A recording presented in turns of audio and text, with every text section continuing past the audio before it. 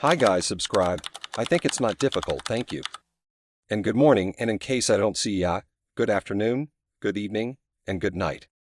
The story. I've never been the most confident person. For much of my life, I searched for someone who could understand me, someone who saw past my insecurities and could offer support. I wasn't looking for a mother figure, just a partner who could connect with me emotionally and spiritually. But I kept running into disappointment.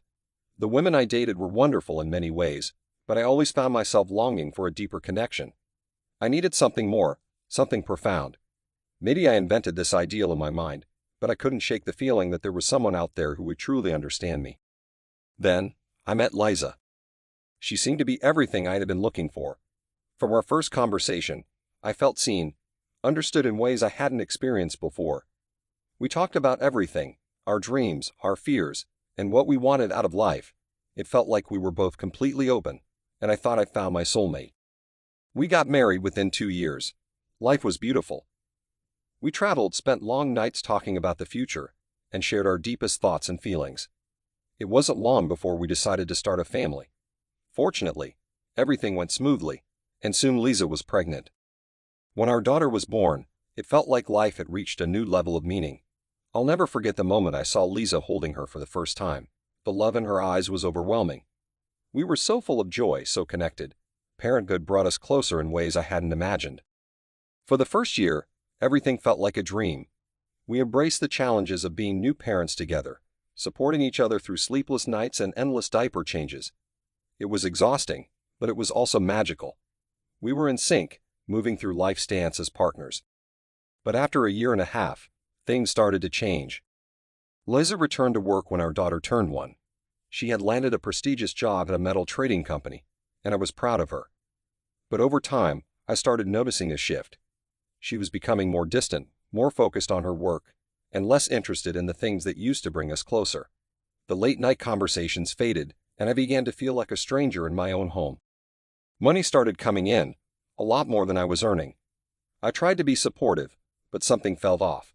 She seemed different, preoccupied, and the emotional connection we once shared was slipping away. One evening, I finally confronted her. "Liza, we need to talk," I said, sitting at the dinner table as she came home late again. She barely looked up from her phone. "Can it wait? I've had a long day." "No, it can't wait. I feel like we're losing each other," I said, trying to keep my voice steady. She sighed and put her phone down. "What are you talking about? Look at us. We barely talk anymore. I feel like you're slipping away from me," I said, the frustration in my voice more apparent than I had intended. "You're being dramatic," she replied. "I'm focused on work right now. I'm doing this for us, for our family." "For us? Or for yourself?" The words came out before I could stop them. "When was the last time we had a real conversation? When was the last time you actually looked at me?" She rubbed her temples. "I'm tired. I need to sleep. Can we talk about this tomorrow?" But tomorrow never came. A few months later, I found out why. There was someone else, Andrew, a colleague from her office. I discovered the messages by accident one evening when she left her phone on the table. The conversations were flirty at first. Then they became something more, something intimate. Confronting her was one of the hardest things I've ever done. "Are you seeing someone else?" I asked, trying to keep my voice steady as she walked in late again. She froze, her keys still in her hand. "What are you talking about?" "I saw the messages, Liza. I know about Andrew." Her face went pale. "It's not what you think. I never." "Never what?" I cut her off. "Never crossed a line. You already have." The silence was deafening. Finally, she whispered, "I'm sorry." That was it. In that moment, I knew it was over. Our connection, the one I thought was unbreakable, had crumbled. We divorced shortly after. Even though I tried to understand how things had gone so wrong, I couldn't pinpoint a single moment. Maybe it was the pressure of her new job, the allure of success, or the excitement of something new. Maybe we just lost each other in the chaos of life. Update. It's been nearly a year since the divorce and Liza, and I still talk from time to time. It's not the same, but every once in a while, there are moments of honesty that we never had during our marriage. One evening after months of silence, Liza called. Her voice sounded different, softer, almost vulnerable. "I wanted to talk," she said hesitantly, "about everything." We agreed to meet at a coffee shop. When I saw her, she looked tired, worn down by the past year, just like I was. I don't know if this will mean anything now, she began, stirring her coffee, but I did love you. I still do in some way. I never wanted to hurt you. Then why? I asked, trying to keep my voice from breaking. Why did you throw it all away? She sighed, her eyes filling with tears. I got caught up in everything, the money, the excitement of the job. Andrew made me feel powerful in a way I hadn't felt in years. But it wasn't real. None of it was real. Then why didn't you stop? I pressed. I wasn't strong enough, she admitted, her voice breaking. The temptation, the attention, it controlled me. By the time I realized what I was doing, it was too late. I didn't know what to say.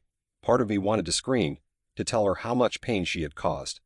But another part of me, the part that had always loved her, felt sad. She had lost herself, just as I had lost her. That conversation didn't fix anything, but it gave us both a bit of closure. Reader comments. 1. Canas. This story resonated with me so much. It's heartbreaking to see how easily love can get lost in the pressures of work and life. 2. Mark 23. The way you described the slow unraveling of their relationship felt so real. I've been through something similar, and it's like watching a train wreck in slow motion. Powerful stuff. 3. Lena_blogs. This reminds me of how easy it is to lose sight of what's important. Sometimes success and ambition can destroy the very thing we're working for. It's a cautionary tale for sure. 4. Joaned. The dialogue was raw and emotional. You captured the frustration and pain of both characters perfectly.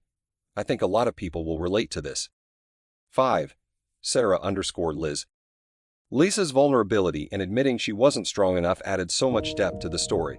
It's not easy to admit our mistakes, but it's important for healing. Beautifully written.